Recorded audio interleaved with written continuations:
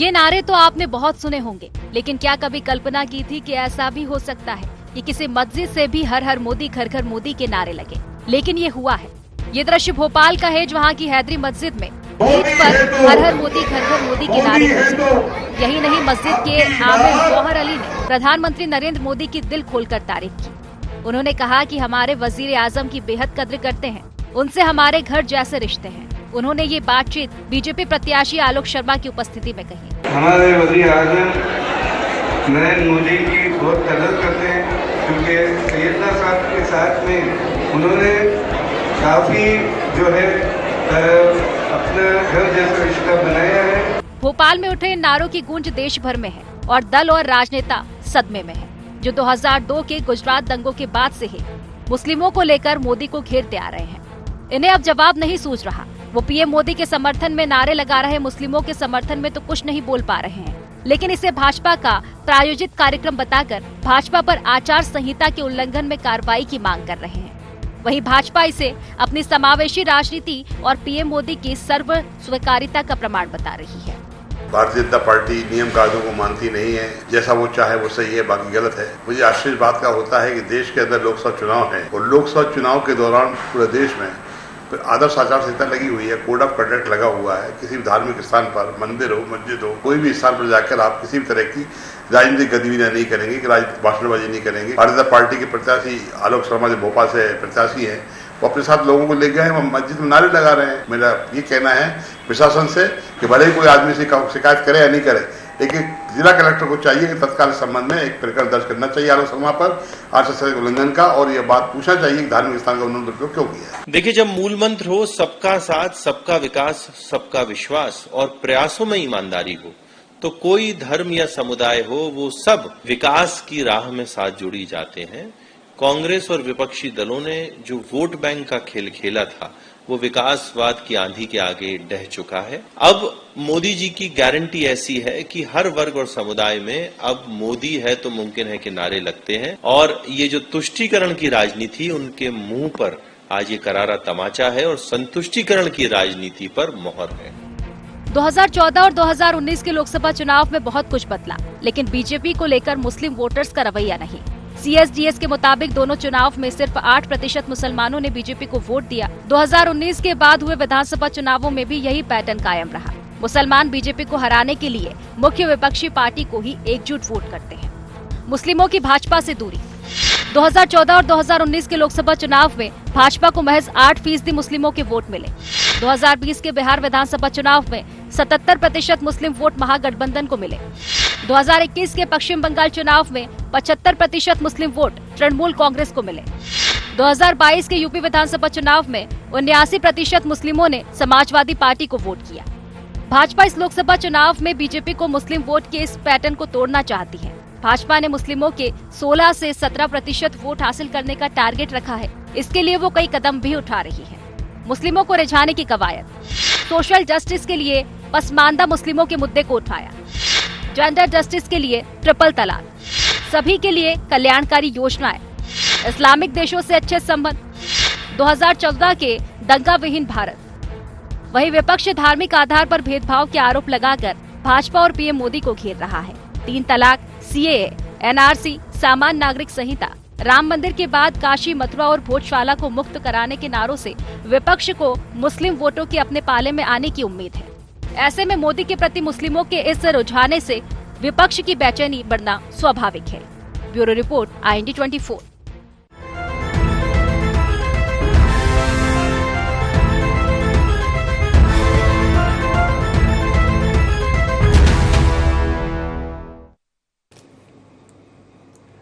नमस्कार, IND agenda मस्जिद में मोदी मोदी में आपका स्वागत है। मैं हूं राजेश सक्सेना। आज इसी मसले पर, इसी विषय पर हम चर्चा करेंगे, बातचीत करेंगे। चर्चा शुरू करें उससे पहले एक नजर एजेंडा पॉइंट्स पर। मस्जिद में मोदी मोदी के नारे के क्या है मायने?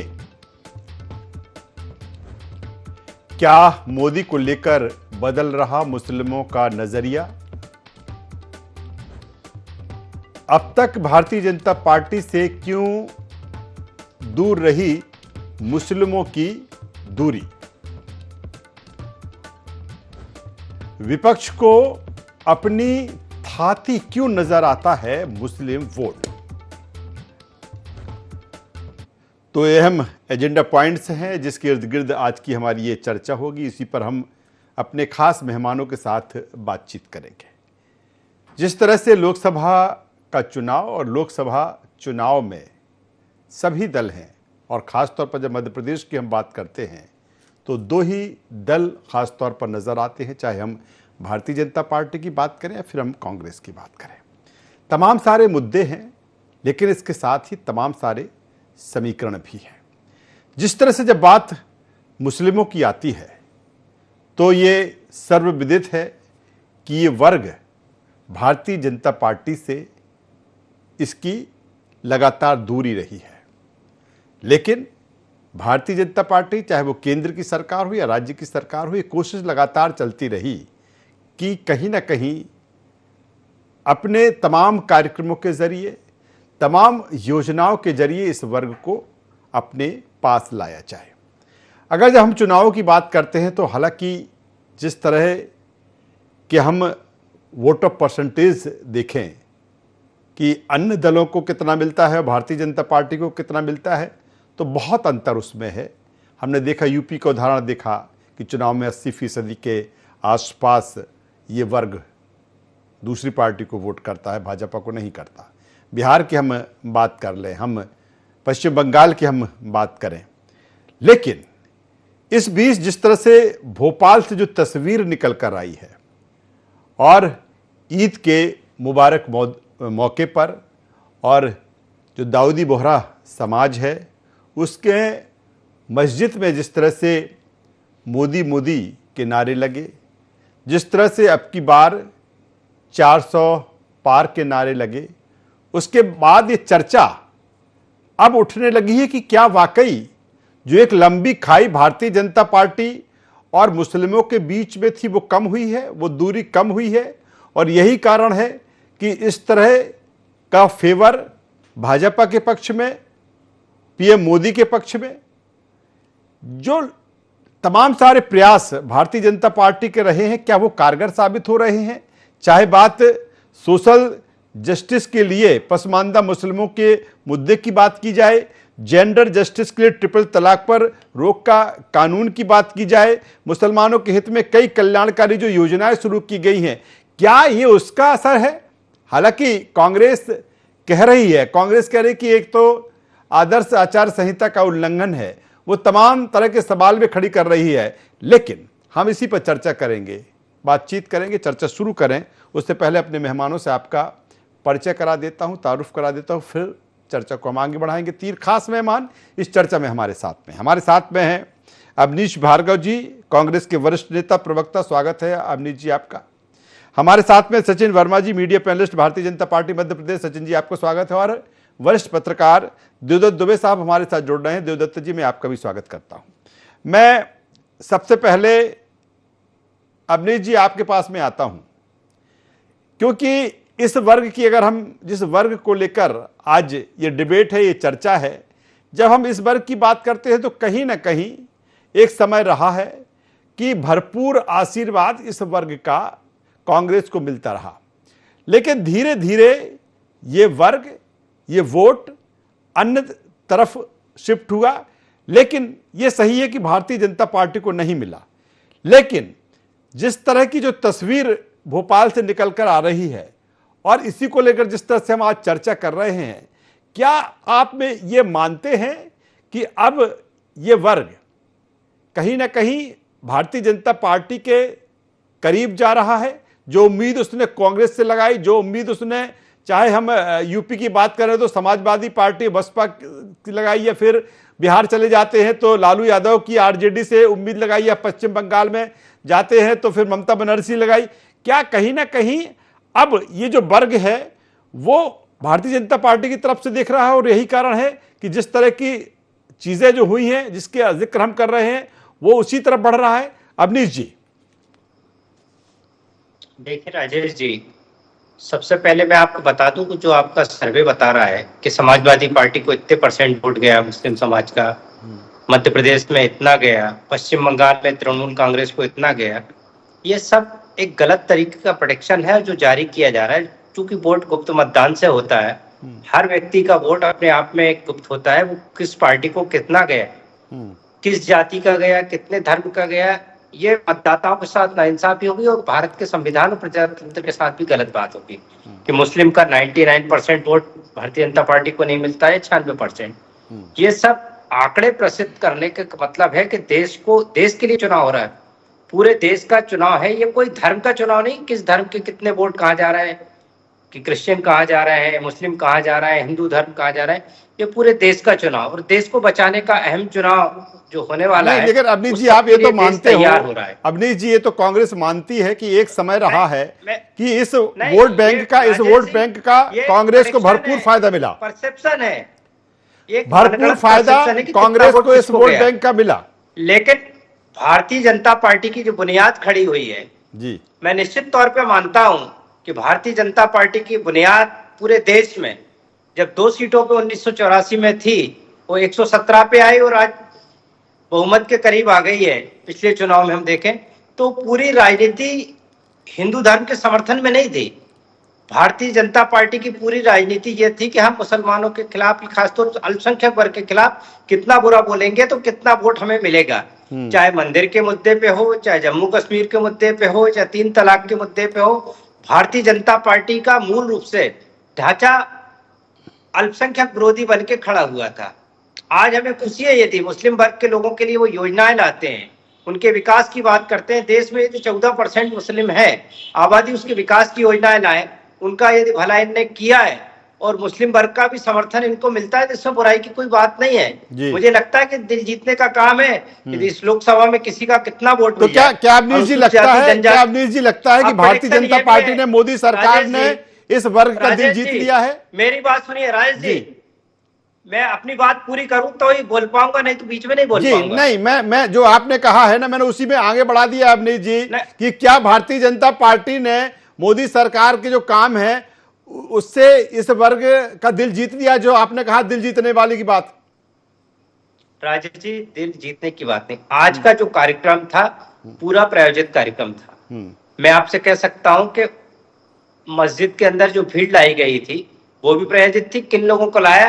भारतीय जनता पार्टी के भोपाल के लोकसभा के उम्मीदवार उसमें उपस्थित थे और जिस तरीके सभाओं और रैली में लोग आगे खड़े होकर मोदी मोदी करते हैं, इसी तरीके की भीड़ था। ये प्रेजेंटेशन आप 200 लोगों को मान के पूरे देश में 14 करोड़ मुस्लिम का, 20 करोड़ मुस्लिम का प्रतिनिधित्व मान लें कि सबने समर्थन कर दिया। मैं कह सकता हूं ये चुनाव आचार संहिता का भी उल्लंघन है और आपका प्रोटेक्शन है। भारतीय जनता पार्टी के मानता है कि पूरा माइनॉरिटी का हमें समर्थन मिलने वाला है, तो ये भी गलत है। चलिए कल से कहेंगे क्रिश्चियनों को आता हूं अभी जी, दोबारा आपके पास में आता हूं, पूछना चाहता हूं जी, मैं आ जाता हूं, मैं दोबारा आपके पास आ जाता हूं। भारतीय जनता पार्टी की मूल विचारधारा आरक्षण के भी खिलाफ है जी, अनुसूचित जनजाति की योजनाओं के भी खिलाफ है ये जी, माइनॉरिटी के खिलाफ तो है। यदि राहुल गांधी जी सामाजिक न्याय की बात करते हैं, SC ST OBC और गरीब वर्ग की बात, उनके हितों की 73% लोगों के हितों की बात करते हैं, तो वो क्या गलत करते हैं? यदि 73% लोगों को न्याय मिलेगा, मुख्य धारा में मैं आ जाता हूं, उससे आगे की भी बात करूंगा। अवनीश जी आपसे सीधे सचिन वर्मा जी के पास में आ जाता हूं। सचिन वर्मा जी, जिसका जिक्र आज हम कर रहे हैं, जिस तस्वीर का, जिस चित्र का है या जिस वाक्य का हम जिक्र कर रहे हैं, क्या ये लगता है भारतीय जनता पार्टी को कि नहीं? हालांकि जिस तरह से कांग्रेस के जो तर्क हैं वो तमाम तरह के सवाल भी खड़े कर रहे हैं इसको लेकर, लेकिन आपको क्या लग रहा है कि अब इस वर्ग का जो नज़रिया है वो भारतीय जनता पार्टी के तरफ बदला है? 8% के आसपास जो वोट रहा करता था और आप जिस तरह से तैयारी में है कि 16 से 17% के आसपास पहुंचे, चाहे पसमानदा मुसलमानों के लिए तमाम सारी योजनाओं की बात की जाए, मानता है इसके जरिए कि कहीं ना कहीं अब ये वर्ग आपकी तरफ शिफ्ट हो रहा है? देखिए राजेश जी, मैं भोपाल का जो अल्पसंख्यक वर्ग है जिसने मोदी के नारे लगाए, उनको साधुवाद देता हूं कि उन्होंने इस देश को एक संदेश दिया है कि जो तुष्टीकरण की एक राजनीति कांग्रेस करती आ रही है उससे वो निकल कर बाहर आ रहे हैं और अब संतुष्टीकरण की जो राजनीति है उसकी तरफ जा रहे हैं। अब जो परफॉर्मेंस की एक राजनीति जो मॉडल मोदी जी ने इस देश में सेट किया है और एक गुड गवर्नेंस की जो बात हो रही है, जिस तरह से योजनाओं का यूनिफॉर्म रूप से सभी को समुचित जो है एक समान रूप से उसका लाभ प्राप्त हो रहा है और वो उस लाभार्थी के रूप में इस देश को आगे बढ़ाने का काम कर रहे हैं, तो उस राजनीति को लोगों ने एक सहमति दी है। और इस जो एक परिपाटी की शुरू हुई है, इस परिपाटी का जो है संदेश बहुत दूर तक जाने वाला है और इस चुनाव में भी उसका असर जो है वो अलग अलग प्रदेशों में दिखाई देगा। अब जी बोलिए। जिस तरह से आज सांप्रदायिकता के बारे में मेरे मित्र प्रवक्ता जो है कांग्रेस के, वो इस तरह से बात कर रहे हैं कि कौन कितना बुरा बोलेगा, वो उसमें एक रेस चलती है बीजेपी में। तो आज मैं इनसे प्रश्न करना चाहता हूं कि आज तक भारत के प्रधानमंत्री मोदी जी ने कभी भी इस वर्ग के बारे में कभी कुछ अनुचित बोला है? क्या कोई ऐसी योजना है जो सिर्फ हिंदुओं के लिए लागू हो रही हो इस देश में?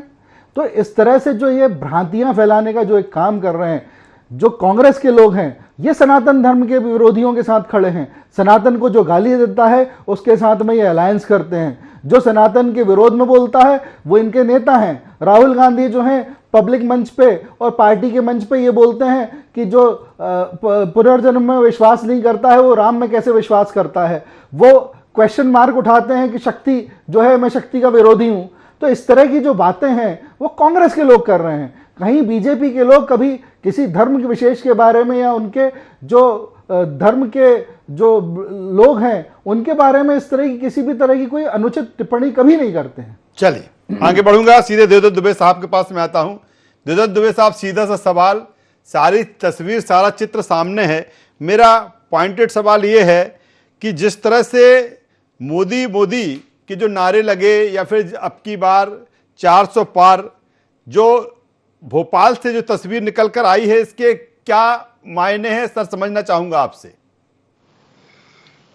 देखिए, देश में जिस तरह से धर्म और जाति की राजनीति चली उसी का एक प्रभाव है कि एक यदि धार्मिक जगह पे कुछ लोग नारे लगा देते हैं तो उस पर सबका ध्यान आकर्षित होता है, जबकि ये सामान्य बात है कि हर जगह, हर धर्म, हर जाति में सबके समर्थक भी है, सबके विरोधी है। मैं तो कहता हूँ हर जाति में भी उस जाति के नेता के विरोधी है, धर्म में भी उस धर्म के विरोधी है, समर्थक है, विरोधी है।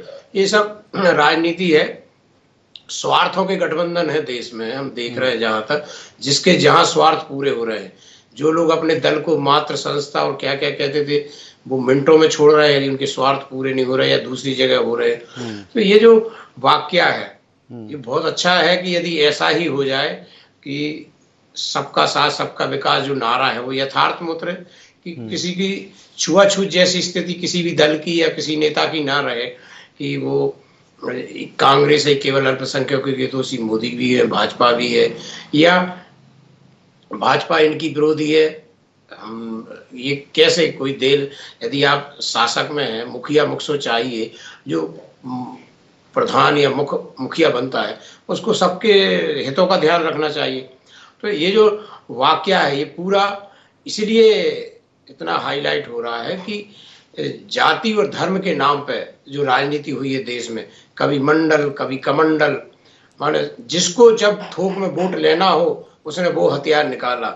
सबका साथ सबका विकास, सब बात करेंगे सामाजिक समरसता की सबकी, लेकिन आप देखते हैं कि जब प्रत्याशी चयन के लिए रिज्यूम बुलाया जाता है तो देखा जाता है उसकी जाति के लोग क्या हैं उतने, वो धर्म के लोग कितने हैं। जैसे भाजपा पिछले कई चुनाव में मुस्लिम को टिकट ही नहीं दे रही, मध्य प्रदेश में आपने देखा होगा, या कांग्रेस मुस्लिमों को जरूर टिकट देगी। ऐसे जातियों में भी है, कोई इस वर्ग का कोई उस वर्ग। ये सब समाप्त होना चाहिए और ये सब हर जगह नारे लगना चाहिए। कांग्रेस के मंदिर में लगना चाहिए, भाजपा के मोदी में लगना, मस्जिद में लगना चाहिए, सबके सब जगह, गिरजाघर, गुरुद्वारा, सब जगह सबके लिए कोई छुआछूत जैसी स्थिति नहीं होना चाहिए, क्योंकि अंत में इन्हीं दलों में से, इन्हीं नेताओं में से कोई मुखिया बनेगा, फिर उसको समदृष्टि समभाव से पूरा देश चलाना है। तो मुझे लगता है कि ऐसे विषय आएंगे और आएंगे, बढ़ेंगे, क्योंकि एक जाति या एक धर्म के नाम पर राजनीति नहीं की जा सकती, चुनाव नहीं जीता जा सकता। लंबे समय तक शासन नहीं किया जा सकता जिस देश में रहने वाले सभी, अपनी विशेषता ही भारत की संपूर्ण प्रभुत्व संपन्न गणराज्य जिसमें सब धर्मों का समावेश है, सब एक दूसरे के साथ में है, राजनीति ना हो तो ये भेदभाव की बातें भी ना हो, कोई कहीं भी कर सकता है, नारे लगा सकता है, मुर्दाबाद भी कर सकता है, जिंदाबाद भी कर सकता है। चलिए, ये तो स्वतंत्रता की अभिव्यक्ति है। चलिए इसी को आगे बढ़ा देता हूं। देवदत्त दुबे साहब जो कुछ कह रहे हैं, अवनीश भार्गव जी कितना इत्तेफाक रखते हैं देवदत्त दुबे साहब जिस तरह से कह रहे हैं? हालांकि अगर हम कांग्रेस की बात करें तो कांग्रेस जातिगत जनगणना की लगातार पैरवी कर रही है और उस पर भी तमाम सारे सवाल खड़े हो रहे हैं। अवनीश जी जवाब दे दीजिए। देखिए राजसी, मैं आदरणीय देवदत्त दुबे जी को सुन रहा था, बड़ी गंभीरता से उनने भारत के संविधान का जी प्रस्तावना की बात की है कि भारत के लोकतंत्र गणराज्य सब लोगों के लिए समानता और अवसर के लिए बात की है जी। तो मुझे लगता है कि यदि इन लोगों को समझ में आता है, भारतीय जनता पार्टी के लोगों को, जो विद्वान प्रवक्ता भारतीय जनता पार्टी के मैं सुन रहा था, बार बार बस यही कहते हैं कि कांग्रेस और इंडिया गठबंधन है वो सनातन का विरोधी है। आप इनको कौन सी बात लगी है सिर्फ बार बार ये कहना कि 86% जनता का कांग्रेस पार्टी या इंडिया गठबंधन विरोध करती है और सिर्फ 14% की पार्टी कांग्रेस को सिर्फ माइनॉरिटी के लिए कह देना, भारतीय जनता पार्टी के नजरों में सिर्फ इतना ही एजेंडा है। लेकिन मैं कह सकता हूं कि भारतीय जनता पार्टी सत्ता हथियाने के लिए तो सत्ता लोगों का एक संगठन बन के रह गया है। चाहे धर्म को गाली देना पड़े, जाति को देना पड़े या कोई नेताओं को लाना पड़े हमारी दूसरी विचारधारा के, ऐसे लोग भी सत्ता में आके सत्ता में बने रहने के लिए भारतीय जनता पार्टी के साथ आते हैं। इनकी कोई नीति है ना रीति है। ये जम्मू कश्मीर में जाते हैं तो गठबंधन अलग कर लेते हैं, गोवा में जाते हैं तो गठबंधन अलग कर लेते हैं, गोवा में जाते हैं तो कहते हैं गाय हमारी माता नहीं, वहां बीफ ये खिलवाते हैं। जब उत्तर भारत में आते हैं तो कहते हैं नहीं गाय हमारी माता है, बीफ इसमें नहीं चलेगा। तो जिस तरीके के गठबंधन और जिस तरीके की राजनीति भारतीय जनता पार्टी सत्ता में बने रहने के लिए कर रही है और जिस तरीके से सनातन का अपमान करने का काम भारतीय जनता पार्टी कर रही है, मुझे लगता है इससे दुखद पहलू भारत के प्रजातंत्र, भारत के संविधान के लिए कुछ नहीं हो सकता। सत्ता आएंगी जाएंगी, सांसद बनेगा, सरकारें रहेंगी नहीं रहेंगी, लेकिन भारत रहेगा। ये अटल बिहारी वाजपेयी जी भी कहते थे और मैं आज भी कह रहा हूं कि सत्ता बने नहीं बने, लेकिन एक स्वार्थी लोगों का सत्ता लोगों का एक केंद्र बना के कैसे ही भारत की सत्ता पे कब्जा करना और उसकी संपत्ति को लूटने का प्रयास करना भ्रष्टाचार से कुछ लोगों के द्वारा, चाहे राज्यों में हो या केंद्र सरकार में हो, मुझे लगता है देश सर्वोपरि है। कभी ये हिंदू धर्म की बात करते हैं, कभी मुस्लिम के पैरोकार बन जाते हैं, कभी क्रिश्चियन के पैरोकार बन जाते हैं, कभी जैन धर्म को आगे करते हैं, कभी पारसी को। तो इस तरीके की राजनीति देश में नहीं होना चाहिए। हमारा भारत का संविधान है, जो देवदत्त दुबे जी बात कर रहे थे, हमारा संविधान सर्वोपरि है, हमारा तिरंगा झंडा हमारा संविधान सर्वोपरि है, अनेकता में एकता भी हमारी विशेषता है। मैं सचिन वर्मा जी के पास में आता हूँ। सचिन वर्मा जी वो कह रहे हैं जिसको आप अपनी उपलब्धि बता रहे हैं, जिसको आप अपनी उपलब्धि बता रहे हैं, वो कह रहे हैं कि सारा ये तो सारा प्रायोजित है।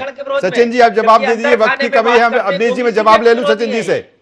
सचिन जी देखिए, चलिए आज अवनीश जी के पास में कोई मुद्दा नहीं है। अवनीश जी अब शांत हो जाइए, मुझसे प्रश्न किया गया। अवनीश जी अब शांत हो जाइए, शांत हो जाइए, शांत। अवनीश जी जवाब ले लेता हूँ, वक्त की कमी है चुकी। देखिए अवनीश जी, चलिए सचिन देखिए अवनीश जी ये बताने में असफल हो गए हैं कि मोदी सरकार पर कौन सा भ्रष्टाचार का आरोप लगा है। ये एक घूमी फिरी बातें करते हैं कि भ्रष्टाचार में डूबी हुई सरकार है। आज मोदी सरकार के ऊपर एक भी कोई आरोप नहीं है भ्रष्टाचार के का।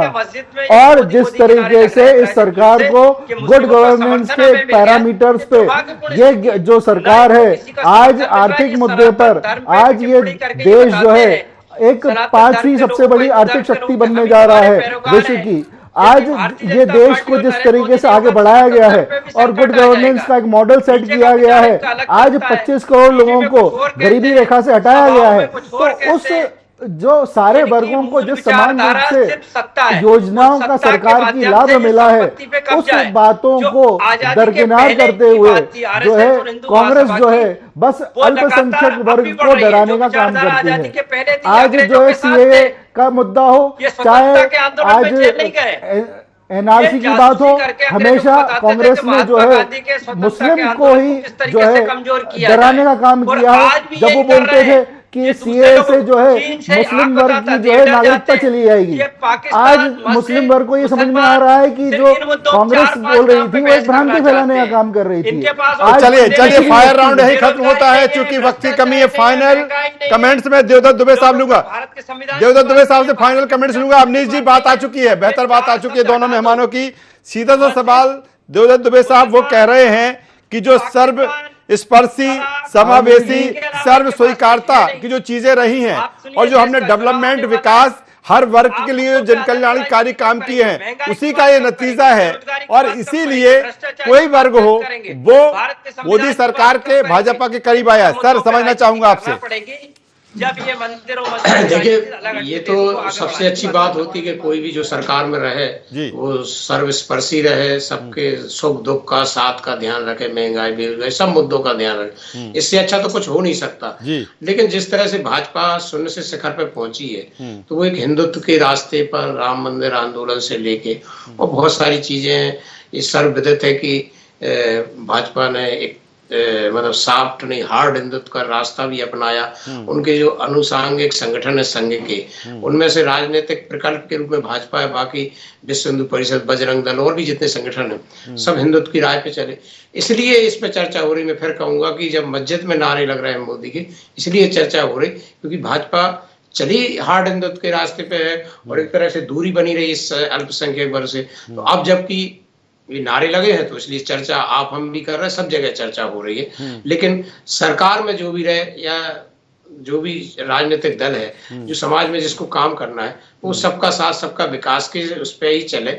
एक भेदभाव की नीति कहीं नहीं होनी चाहिए, न जाति में न धर्म में। जी चलिए, बेहतर बात देवदत्त दुबे साहब कर रहे हैं कि किसी तरह का भेदभाव नहीं होना चाहिए, क्योंकि जब बात भारत की आती है, उसकी एकता और अखंडता की बात आती है, तो ये भी आती है कि अनेकता में एकता भारत की विशेषता भी रही है। लेकिन तमाम सारी चीज़ें जो समय के साथ रही, कई राजनीति और सियासत का मुद्दा भी बनी। लेकिन जिस तरह से अब ये कहा जा रहा है कि जो वर्ग कहीं ना कहीं लंबे समय से कटा था, इस भोपाल के चित्र तस्वीर के बाद ये प्रेडिक्ट किया जा रहा है कि नहीं, अब वो भारतीय जनता पार्टी के करीब आ रहा है। अगर ऐसा होता है तो बेहतर है, क्योंकि जो भी सरकार सत्ता में है उसके लिए कोई भी वर्ग हो वो सब समान है।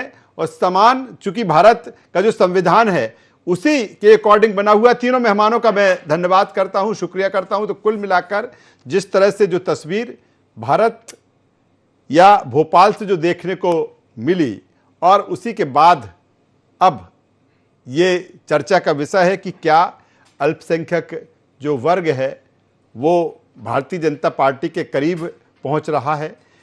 लगातार कोशिशें चलती रहीं। ये भी कहा गया कि लगातार मोदी सरकार ने इस वर्ग के कल्याण के लिए तमाम सारे काम किए और उसी का नतीजा ये है। IND एजेंडा में बस इतना ही। IND 24 पर खबरों का सिलसिला लगातार जारी। अब बने रहिए हमारे साथ। नमस्कार।